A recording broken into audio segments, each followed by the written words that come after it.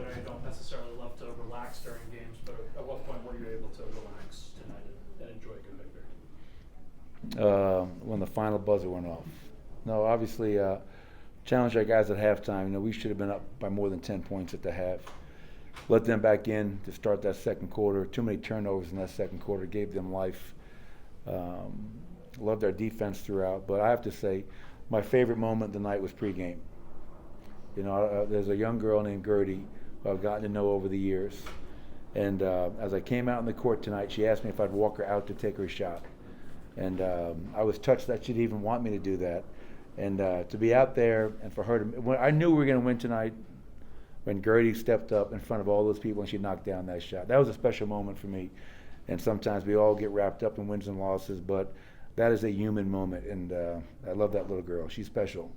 But yeah, second half we took care of business. We defended at a high level. We ran, we shared the ball, and a lot of guys got a chance to play tonight. And you couldn't ask for a better outcome going into a three-day break before our next home game. She didn't make any of her shots in warm-up when she was warming up. She didn't make one. Really? Yeah. Well, she's a pressure player then.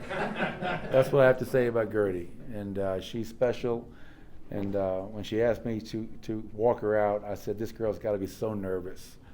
And then she took, did you guys see her? She took deep breath, got control of her emotions. And that is not easy to do. And she crushed it, man. So happy for her. But I didn't know she missed all of her practice shots. But she's a gamer. Speaking of shots, the one Joker hit before half, can you describe how hard those are and why he doesn't care one bit? He'll attempt them at any time. I don't know if this still holds true, and maybe you guys know. Somebody told me a few weeks ago that if Nikola Jokic didn't shoot those desperation heaves, he was leading the league in three-point shooting. If you took all those out, and what you love about him is that he doesn't care, right? He's going to shoot the ball because he thinks they're all going in. And I asked him after the game. I said, "When it left your hands, did you think it was going in?" He says, "Actually, I did."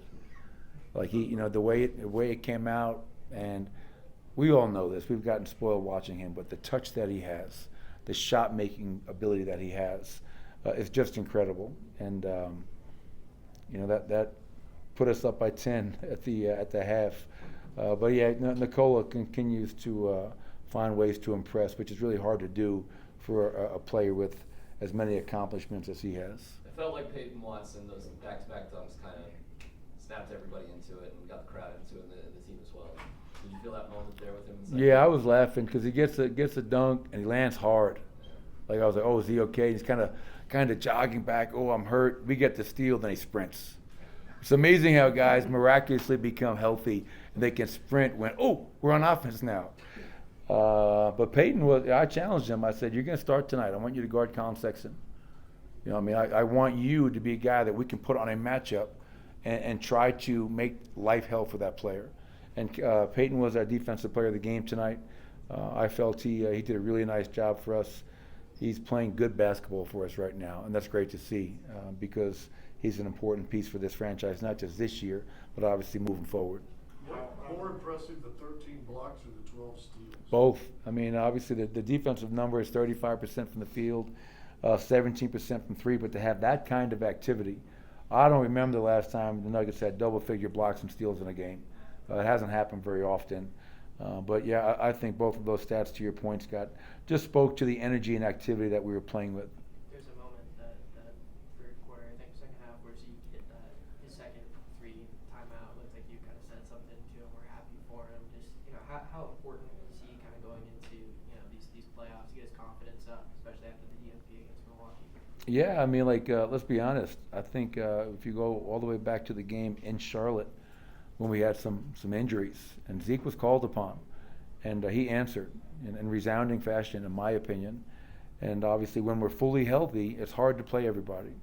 And really, what I was talking to Zeke about wasn't just him knocking down that shot. Is prior to that, he had a tremendous one-on-one defensive possession that forced a turnover, sitting down, guarding, and that's what we want from Zeke. When you're open, shoot the ball with confidence. But on that defensive end, we're going to switch with him quite a bit and sit down and guard and be a rim protector. And Zeke, another guy that had a nice impact for us tonight, 3 blocks. and knocks down 2 threes to your point. So good game for Zeke Naji. Coach, you've got 3 days off now before Minnesota. Most coaches would be really happy. We get to rest, we get to prepare. But the Nuggets have struggled a little bit with having too many days off. Does this concern you at all? What's your level of concern? Well, my level of concern isn't the rest days. My level of concern is Minnesota. I mean, they've beaten us 3 times this year. Game 1 was a game that we should have won in Minnesota, and the other 2 games haven't been close. So that is my concern with 7 games to go. Can we find a way to get the required rest that we all need, players, and then just find a way to compete and beat the T-Wolves? Because, I'm tired of losing to them. And we have to find a way to help our guys out so we can be more competitive and continue to find ways to protect our home court with 2 home games remaining on this 5-game homestand. 3 years ago when DJ got here, we asked him a lot of questions about his ability to play still, and he said, I'm not dead, and he's having a really. He just plays dead sometimes. He's having a really great season. What has it been for this team for him to be giving the contributions that he's given this season? Well, what you have to give DJ so much credit for is that start the year he wasn't in the lineup, and then he was in the lineup, then he was out of the lineup.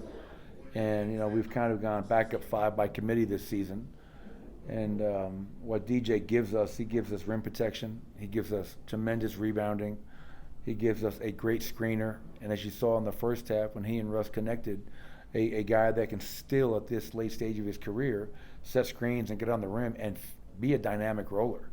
And those are things that we don't have a lot of. So the rim protection, the dynamic roller, the rebounding are all terrific. On top of that, one thing, as I always talk about when we speak of DeAndre, is his ability to be a leader and help all the young guys that we have on this roster. And you can never say enough good things about the leadership we have with 2 17-year vets in DeAndre and Russell Westbrook. One more.